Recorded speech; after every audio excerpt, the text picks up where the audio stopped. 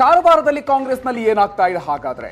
Active ಆಗಿದ್ದಂತ ಸಚಿವರು ಒಮ್ಮಿಂದೊಮ್ಮೆಲೆ silent ಆಗಿದ್ದಾರೆ. ಸಚಿವ ಮಂಕಾಳು ವೈದ್ಯ ಏಕಾಏಕಿ ಯಾಕೆ ಮಂಕಾದ್ರು ಹಾಗಾದ್ರೆ? ಕ್ಷೇತ್ರಕ್ಕೆ ಮಾತ್ರ ಈಗ ಉತ್ತರ ಕನ್ನಡ ಜಿಲ್ಲಾ ಉಸ್ತುವಾರಿ ಸಚಿವರು ಸೀಮಿತರಾಗಿದ್ದಾರೆ. ಜಿಲ್ಲೆಯಲ್ಲಿ ಹಲವು ದುರಂತ ನಡೆದರೂ ಕೂಡ ಮಂಕಾಳು ವೈದ್ಯ ಅವರು ಬಂದಿಲ್ಲ. ಮನೆಯಿಂದ ಹೊರಗೆ ಕಾಲಿಡ್ತಾ ಇಲ್ಲ ಸಚಿವರು. ಮಂಕಾಳು ವೈದ್ಯ ಗಣರಾಜ್ಯ ಬಿಟ್ಟು ಜಿಲ್ಲೆಯ ದುರ್ಘಟನೆಯ ಸಂದರ್ಭದಲ್ಲೂ ಕೂಡ ಕಾಣಿಸಿಕೊಂಡಿಲ್ಲ. ಯಾಕೆ ಕಾಣಿಸಿಕೊಂಡಿಲ್ಲ? ಅವರು ದುರಂತ ನಡೆದ ಸ್ಥಳಗಳಲ್ಲೂ ಕೂಡ ಅವರು ಆಗಮಿಸಿಲ್ಲ. ಯಲ್ಲಾಪುರ ಅಪಘಾತದಲ್ಲಿ 10 ಜನ ಮೃತಪಟ್ಟಿದ್ರು. ಆ ಸ್ಥಳಕ್ಕೂ ಕೂಡ ಹೋಗಿರಲಿಲ್ಲ. ಎಲ್ಲ ಪ್ರಕರಣಗಳನ್ನು ಕೂಡ ಉತ್ತರ ಕನ್ನಡ ಡಿಸಿ ಹಾಗೂ ಎಸ್ಪಿ ನಿಭಾಯಿಸ್ತಾ ಇದ್ದಾರೆ. ಎಷ್ಟು ದುರ್ಘಟನೆಗಳು ನಡೆದರೂ ಕೂಡ ಸ್ಥಳಕ್ಕೆ ಭೇಟಿ ನೀಡಿಲ್ಲ. ಸಂತ್ರಸ್ತರಿಗೂ ಕೂಡ ಸಾಂತ್ವನವನ್ನ ಹೇಳಿಲ್ಲ ಉಸ್ತುವಾರಿ ಸಚಿವರು. ಮಂಕಾಳು ವೈದ್ಯ ಅವರು ಯಾಕೆ ಹಾಗಾದ್ರೆ ಸೈಲೆಂಟ್ ಆದ್ರು? ಈ ವಿಚಾರ ಈಗ ಸಾಕಷ್ಟು ಕುತೂಹಲವನ್ನ ಮೂಡಿಸ್ತಾ ಇದೆ. ಮಂಕಾಳು ವೈದ್ಯ ಅವರು ಎಲ್ಲೂ ಕೂಡ ಕಾಣಿಸಿಕೊಂಡಿಲ್ಲ. ಸಾಕಷ್ಟು ಆಕ್ಟಿವ್ ಆಗಿದ್ರು, ಆದ್ರೆ ಇತ್ತೀಚಿನ ದಿನಗಳಲ್ಲಿ, ಅದರಲ್ಲೂ ಕೂಡ ಕಳೆದ 1 ವಾರಗಳಿಂದ ಎಲ್ಲೂ ಕೂಡ ಕಾಣಿಸಿಕೊಂಡಿಲ್ಲ. ಒಂದಷ್ಟು ಇತ್ತೀಚಿನ ದಿನಗಳಲ್ಲಿ ಅವರು ವಿವಾದಗಳಲ್ಲೂ ಕೂಡ ಅವರ ಹೆಸರು ತಳ್ಕೊಂಡಿತ್ತು. ವಿದ್ಯುತ್ ಬಿಲ್ ಪಾವತಿಗೆ ಸಂಬಂಧಪಟ್ಟಂತೆ ಲಕ್ಷಾಂತರ ರೂಪಾಯಿ ಕಟ್ಟಿಲ್ಲ ಅನ್ನುವಂಥ ವಿಚಾರ.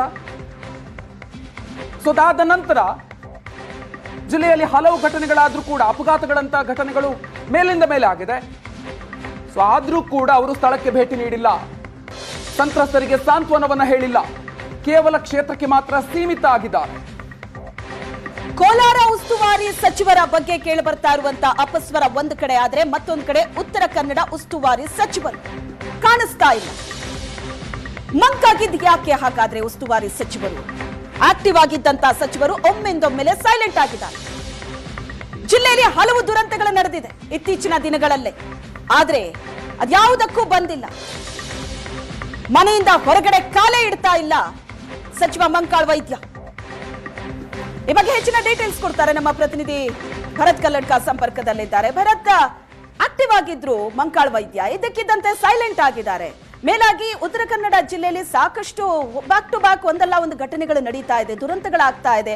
ಅಂತ ಸಂದರ್ಭದಲ್ಲಿ ಹೋಗಬೇಕು, ಅಲ್ಲಿ ಕಷ್ಟದಲ್ಲಿರೋರಿಗೆ ಬೆನ್ನೆಲುಬಾಗಿ ನಿಲ್ಲಬೇಕು, ಸಮಾಧಾನ ಮಾಡಬೇಕು. ಆದ್ರೆ ಸಚಿವರು ನೋಡಿದ್ರೆ ನಾಪತ್ತೆ ಆಗಿದ್ದಾರೆ. ಏನ್ ಕತೆ ಅಂತೆ?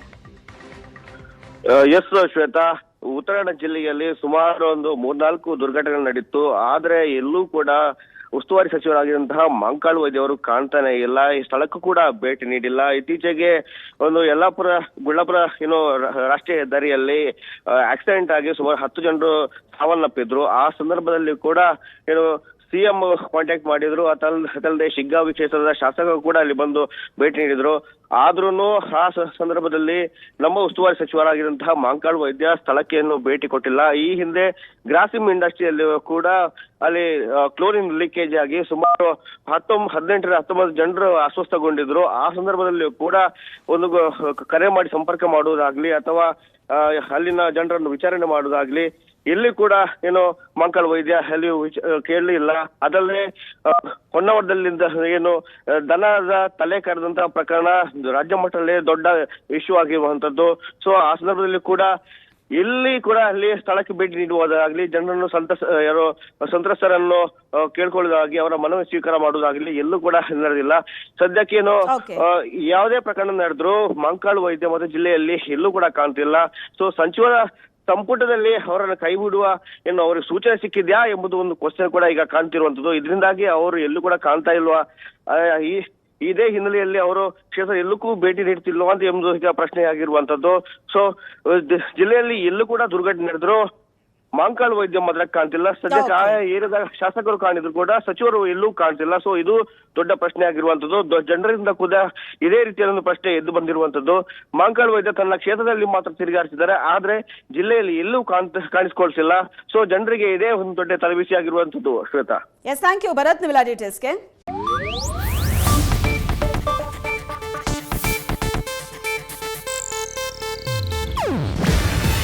ಇದು ಏಷ್ಯಾನೆಟ್ ನ್ಯೂಸ್ ನೆಟ್ವರ್ಕ್ ಪ್ರಸ್ತುತಿ. ನೀವು ನೋಡ್ತಿದ್ದೀರಾ ಏಷ್ಯಾನೆಟ್ ಸುವರ್ಣ ನ್ಯೂಸ್.